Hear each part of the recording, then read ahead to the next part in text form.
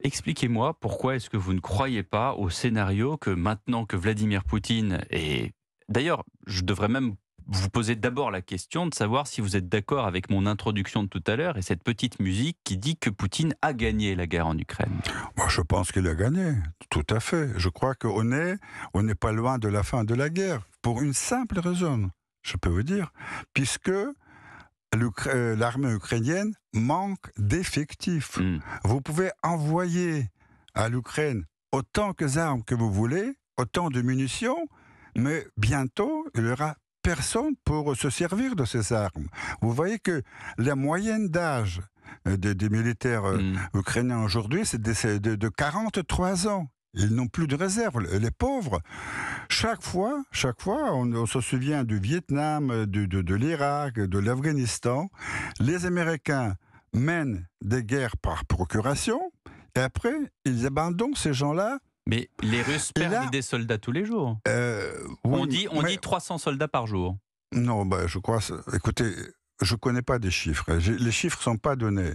Mais de toute façon, je peux vous dire aussi 300 soldats très jeunes. Les Russes sont à la défensive. Ils sont à la défense. Et quand on fait la défense, on perd moins d'hommes que pendant Pourquoi les la défense attaques. Pourquoi vous dites? Parce que vous parlez de la contre-offensive ukrainienne, c'est ça? Bien sûr. Hmm. Mais je voudrais revenir à votre question précédente. Et je crois qu'il y a une chose, un aveu qui a été fait cette semaine, la semaine dernière, par le secrétaire américain Blinken.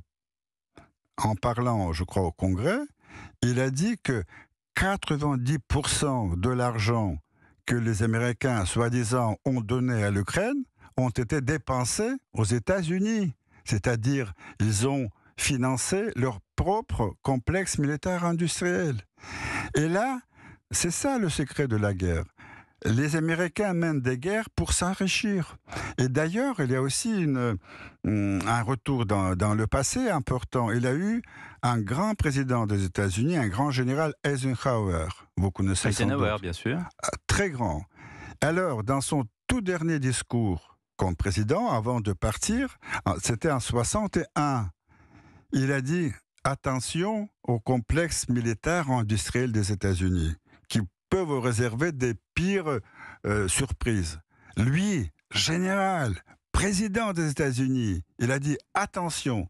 C'est ce que nous voyons aujourd'hui. On va regarder ces propos d'Anthony Blinken. Juste une chose, quand on dit gagner la guerre, c'est gagner entièrement la guerre, mais vous n'avez, pour l'instant, en tout cas les Russes, n'ont pas pris Kiev, qui était l'objectif principal et premier, où vous pensiez d'ailleurs les Russes avoir Kiev en quelques jours. Non, Kiev c'est la capitale. Oui. De toute façon, Kiev, d'après les objectifs qui ont été fixés pour cette opération, ne fait pas partie des objectifs à conquérir. Mais c'est la capitale. C'était le cas. C'est la capitale. Alexandre Orlov, c'était le cas au début. Justement, parce qu'il fallait bien venir et demander à des gens qui sont à Kiev qu'ils remplissent ces conditions que nous avons formulées. Et d'ailleurs, je vous dis que tout de suite, pourquoi les Russes ont commencé à retirer leurs soldats de Kiev? Puisque les négociations tout de suite commençaient avec les Ukrainiens. D'abord en Biélorussie et après en Turquie. Et on a même préparé un projet d'un accord de paix.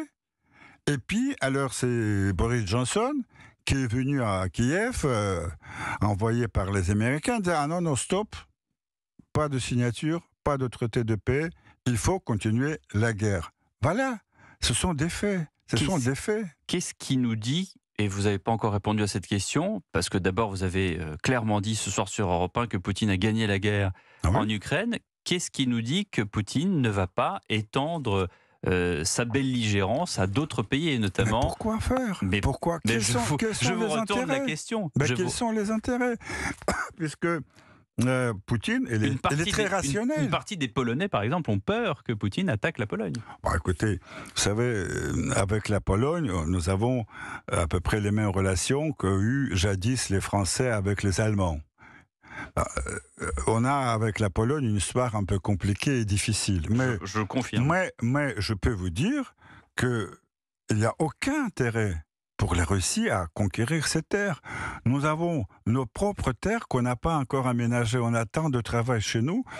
Et encore une fois, je reviens. Pourquoi on a attaqué l'Est de l'Ukraine? C'est parce que la population russe et russophone était menacée, pas seulement menacée, mais agressée par le pouvoir à Kiev. Le résultat de cette fin de guerre, puisqu'on y approche, si je vous écoute, ça veut dire quoi? Ça veut dire qu'il y a des territoires de l'actuelle Ukraine qui vont revenir à la Russie? Écoutez, moi je crois que les territoires qui sont contrôlés aujourd'hui par la Russie... C'est-à-dire le Donbass, la Crimée? Il y a Crimée depuis longtemps déjà. La Crimée, depuis 2014, c'est réglé. C'est réglé, elle est russe? Elle est russe, bien sûr. Elle a toujours été russe.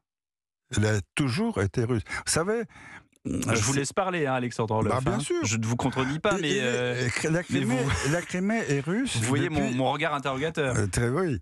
Écoutez, la Crimée est russe depuis 1873, quand Catherine la Grande a rattaché. Alexandre Orloff, vous voulez que je vous parle des frontières de la Pologne dans 1660 ? On peut continuer comme ça longtemps. Non. Et après, il a été toujours... faisait partie de la Russie, de l'Union soviétique. Et alors, le fait que Khrouchtchev, en 1954, a changé les frontières administratives au sein du même pays ne veut rien dire. Et d'ailleurs, vous savez que de 1991, quand l'Ukraine a proclamé son indépendance, Yeltsin a dit tout de suite à Kravchuk, attention, la Crimée et Donbass, c'est le nôtre. Et il fallait bien sûr à Yeltsin insister. Et alors, à ce cas-là, on pourrait éviter malheureusement ce conflit que nous connaissons aujourd'hui.